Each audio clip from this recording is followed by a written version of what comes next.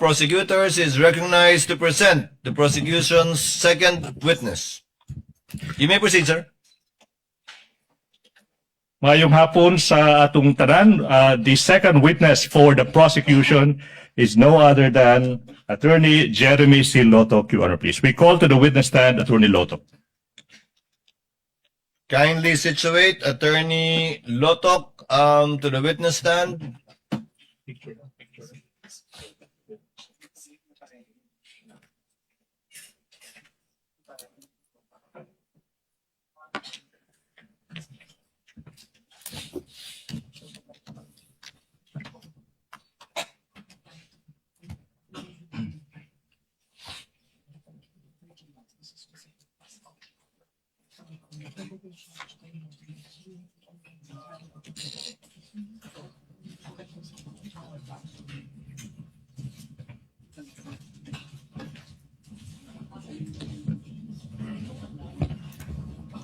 Attorney Lotoc, please remain standing as the clerk of court administers the oath.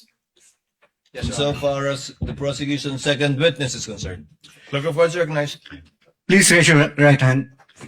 You, Jeremy C. Lotoc, I, Jeremy C. Lotoc, do swear do swear that the evidence you shall give that the evidence that I will be giving in the case now pending in the case now pending between the Philippines and Vice President Sara Duterte between the Philippines and Vice President Sara Duterte shall be the truth, shall be the truth, the whole truth, the whole truth, and nothing but the truth. and nothing but the truth. So help you God. So help me God.